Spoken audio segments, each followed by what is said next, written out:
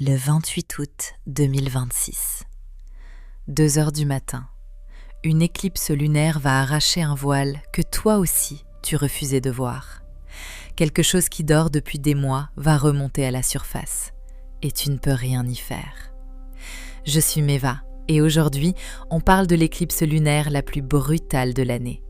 Pas une éclipse banale, une éclipse qui active une configuration explosive avec Uranus en Gémeaux. La planète des révélations qui font mal. Cette configuration, on ne la revoit pas avant des années et elle frappe les 12 signes du zodiaque, mais pas tous de la même façon. Pour certains, ça va être direct, brutal. Une vérité qui éclate, une rupture qui arrive sans prévenir. Pour d'autres, ça va être plus subtil, une onde de choc qui traverse leur entourage, des proches qui changent, des révélations qui touchent sans frapper directement. Reste avec moi, tu vas découvrir dans cette vidéo dans quel camp tu es. Et que tu y sois ou non, je te donne les clés pour traverser cette nuit du 28 août. Avant qu'on commence, abonne-toi à la chaîne, c'est gratuit et c'est ce qui me permet de continuer à faire ce travail. Cette vidéo n'est pas une prédiction, c'est une analyse précise basée sur les positions planétaires exactes du 28 août. Voici ce qu'on va voir ensemble. 1. Ce qui se passe astronomiquement cette nuit-là. 2. Ce que ça veut dire astrologiquement et pourquoi cette configuration change tout. 3. Quels signes vont vivre la révélation et pourquoi pas les 12. 4. Comment t'y préparer concrètement sans tomber dans les pièges. Reste jusqu'au bout, c'est dans cette vidéo que tu vas comprendre dans quel camp tu es. D'abord, les faits, parce que cette éclipse n'a rien d'un événement vague ou flou. Le 28 août 2026, à 0h19 en temps universel, soit 2h19 du matin, heure de Paris. C'est une éclipse lunaire profonde, presque totale. Concrètement, la Lune va prendre une teinte rouge cuivrée pendant plus d'1 heure. Visible depuis l'Europe entière, l'Afrique, l'Asie occidentale et l'océan Indien. En France, en Belgique, en Suisse, tu pourras la voir, à condition d'avoir un ciel dégagé. Pas besoin de lunettes spéciales pour une éclipse lunaire, juste tes yeux et un peu de silence. Maintenant, voici ce qui rend cette éclipse différente de toutes les autres. Le 12 août prochain, 16 jours avant, on va vivre une éclipse solaire totale en Lion. Ça, c'est ce qu'on appelle une saison d'éclipses, 2 éclipses qui s'enchaînent en moins de 3 semaines. Ça arrive 2 fois par an, et c'est toujours une fenêtre où le destin s'accélère. Les astrologues le savent depuis 3000 ans. Ce qui commence pendant une saison d'éclipse, c'est rarement banal. Et ce qui se termine pendant une saison d'éclipse, c'est rarement par accident. Le 12 août, quelque chose va se mettre en mouvement dans ta vie. Tu le sentiras. Ou tu ne le sentiras pas encore. Le 28 août, quelque chose va se révéler. La boucle va se refermer. Et c'est exactement pour ça que je dois te dire un truc avant qu'on plonge dans le reste. Cette vidéo te donne l'analyse générale par signe, mais ton éclipse personnelle, elle dépend aussi de toute ta carte du ciel, de ton ascendant, de la maison astrologique où la lune va passer chez toi. Pour savoir où elle tombe pile chez toi, va sur astromeva.com. Tu calcules ton thème natal complet, gratuitement. Le lien est en description. Tu peux cliquer pendant que tu m'écoutes. Maintenant, les positions planétaires. À l'instant exact de l'éclipse, la Lune sera à 4,54 ° du signe des Poissons. Poissons, le signe qui ressent tout avant de comprendre quoi que ce soit, et qui le paie souvent. L'intuition, la spiritualité, le subconscient, ce qui est caché sous la surface. Pile en face, à 4,54 ° de la Vierge, il y aura le Soleil. C'est ce qu'on appelle une opposition. La Lune et le Soleil face à 180 degrés d'écart. C'est cette opposition qui définit toute éclipse lunaire. L'inconscient et la conscience qui se regardent en miroir. Vierge, le signe qui analyse tout pour ne pas avoir à ressentir. Le perfectionnisme, la discipline, le quotidien. Donc, tu auras déjà cet axe activé. Spiritualité et discipline, rêve et réalité, ce que tu sens et ce que tu fais. Mais c'est là que ça devient explosif, parce qu'à 5,38 °, des Gémeaux, il y aura Uranus. Et Uranus formera un autre angle puissant avec la Lune et le Soleil, un angle qu'on appelle un carré. Un carré, en astrologie, c'est une tension, un angle de 90 degrés entre deux planètes. Ça crée une friction, une obligation d'agir.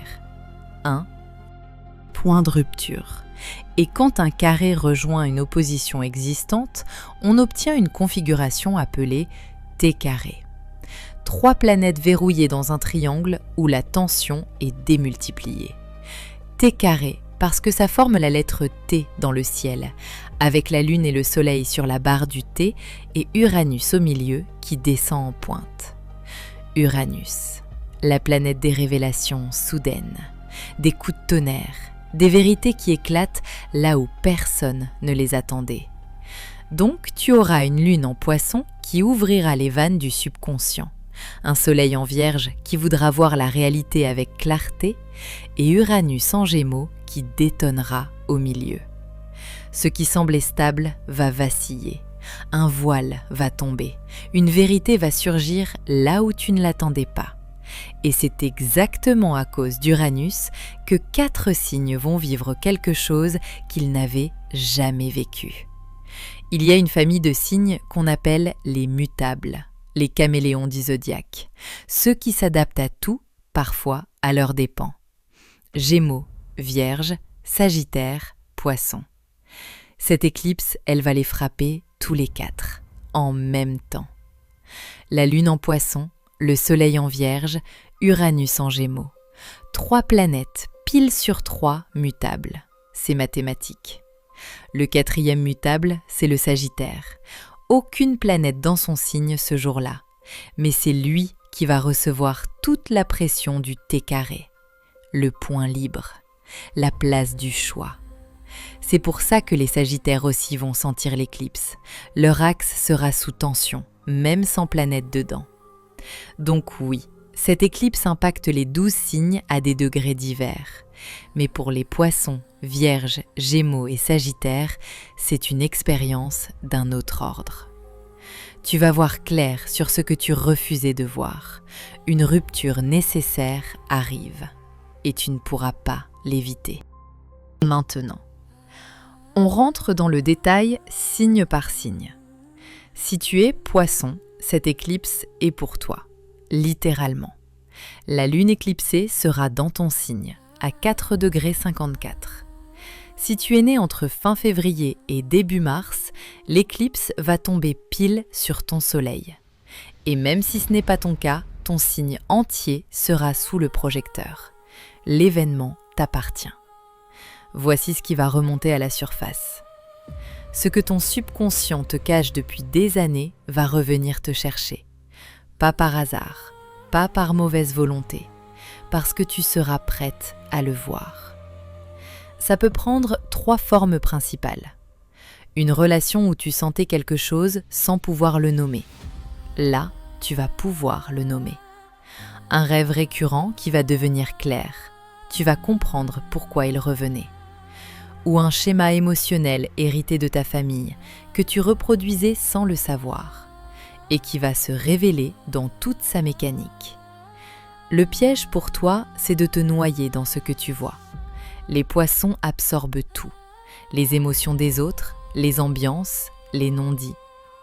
Pendant l'éclipse, cette absorption va être démultipliée. Si tu te laisses submerger, tu vas confondre tes propres révélations avec celles des autres. Le deuxième piège, c'est de chercher à fuir ce qui remonte. Par l'alcool, par les écrans, par n'importe quel anesthésiant à portée de main. Ne fais pas ça. La révélation veut être accueillie, pas évitée. Le conseil, écris, tout le temps. Pendant la semaine de l'éclipse, ouvre un carnet le matin et le soir. Note tes rêves, note ce que tu sens monter, sans juger, sans vouloir interpréter tout de suite. C'est dans ces notes brutes que la vérité va se déposer, pas dans tes pensées conscientes. Mais avant qu'on passe à la Vierge, je dois te dire quelque chose. Cette éclipse, elle ne révèle pas que des choses sur toi. Elle révèle aussi qui t'aime vraiment et qui te mentait depuis des mois. Reste avec moi. Chaque signe va te montrer une facette de ce qui peut t'arriver, même si ce n'est pas le tien. Si tu es vierge, l'éclipse va tomber sur le soleil, donc sur ton identité même, sur ce qui te définit. Et contrairement aux poissons qui vont vivre une révélation diffuse et émotionnelle, toi tu vas vivre une révélation analytique, brutale, presque clinique. Tu vas voir tes propres schémas avec une clarté que tu n'avais jamais eue. Voici les 3 domaines où ça va frapper en priorité. Ta relation au travail. Tu vas réaliser que tu fais beaucoup trop, que tu surinvestis pour compenser quelque chose. Et tu vas voir ce que tu compenses. Ta relation au contrôle. Les vierges contrôlent par anxiété, pas par volonté de pouvoir. Tu vas voir d'où vient l'anxiété, et ça va te désarmer. Et ta relation à ton corps. La Vierge gouverne la santé. L'éclipse peut faire remonter un signal corporel que tu ignorais. Une fatigue chronique, une tension, quelque chose que tu mettais sous le tapis. Le piège pour toi, c'est l'autoflagellation.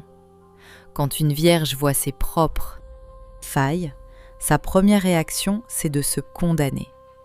De se dire qu'elle aurait dû voir plus tôt, qu'elle est faible, qu'elle a perdu du temps. Ne tombe pas là-dedans.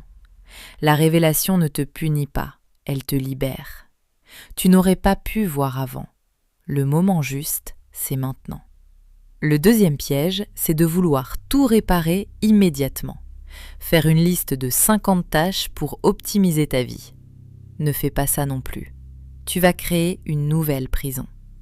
Le conseil, sois douce, avec toi-même. Comme tu le serais avec une amie qui découvre quelque chose de difficile. Et avant d'agir sur ce que tu vois, attends. 2 semaines minimum. Le temps que le choc se calme et que la vraie décision émerge. Mais celle qui va vivre le choc le plus brutal, c'est la Gémeaux. Si tu es Gémeaux, c'est ton heure. Et ça va secouer. Uranus est pile dans ton signe. Il y est entré le 26 avril dernier et il y restera plusieurs années. Cette éclipse, c'est son activation maximale depuis son arrivée. Tout ce qui était bloqué chez toi va se débloquer. Tout ce qui te paralysait va se fissurer. Et ça peut faire mal. 3 domaines où ça va frapper en premier. Ta communication.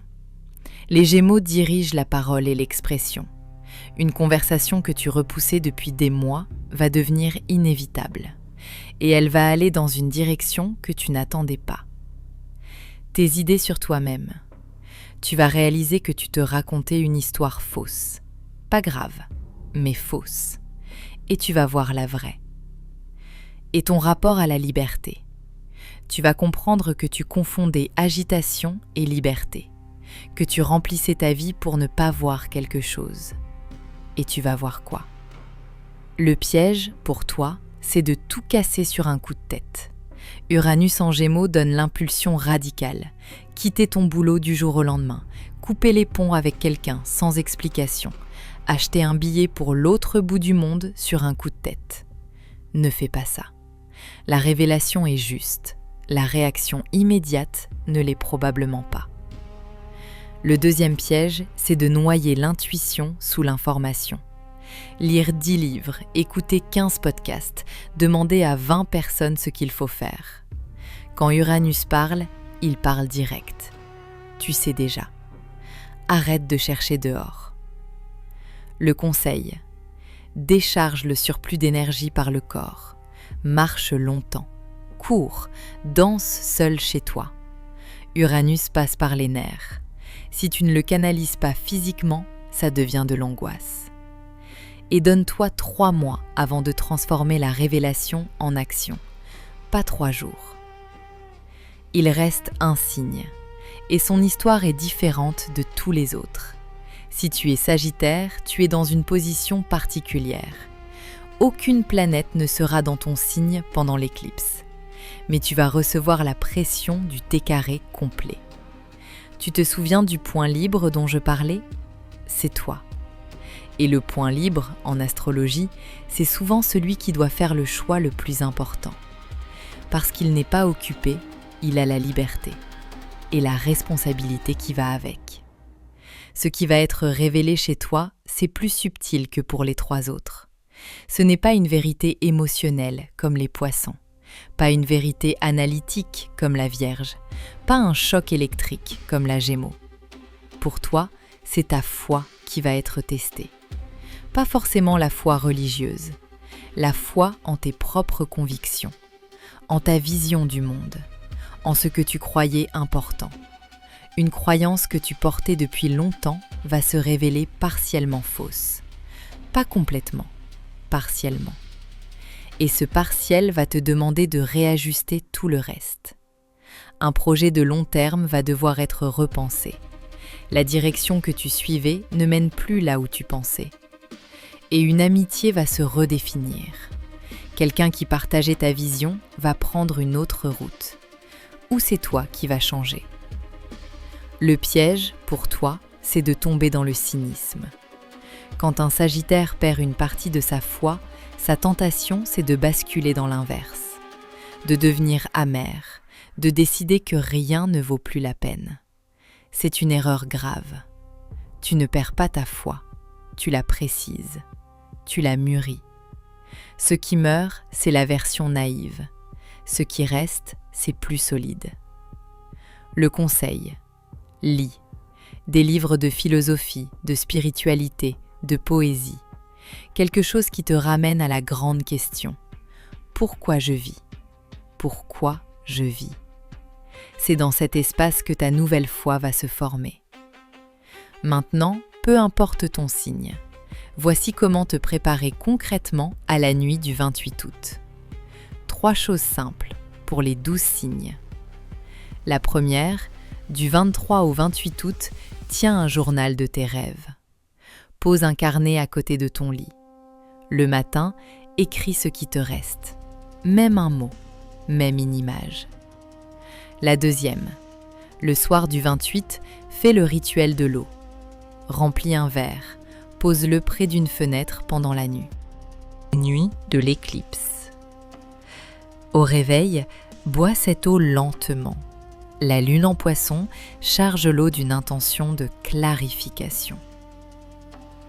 La troisième, et la plus importante, ne prends aucune décision majeure pendant les 48 heures autour de l'éclipse. Pas de rupture, pas de démission, pas de message d'explication, pas d'achat impulsif. La révélation sera fraîche, le mental sera secoué. Ce qui paraît évident à ce moment-là sera peut-être complètement différent dans 10 jours. Attends 2 semaines minimum. C'est la règle d'or des éclipses, depuis toujours. Voir d'abord, comprendre ensuite, agir en dernier. Voilà ce que j'avais à te partager sur cette éclipse. Si tu as zappé la première partie, sur astromeva.com, tu calcules ton thème natal complet gratuitement. Tu vois exactement où cette éclipse va tomber chez toi. Le lien est en description. Si cette analyse t'a éclairé, mets un like et abonne-toi à la chaîne. La prochaine analyse arrive vendredi prochain. On va parler de Mercure rétrograde en Scorpion le 9 octobre, le transit le plus mystérieux de l'automne. À bientôt sous les étoiles.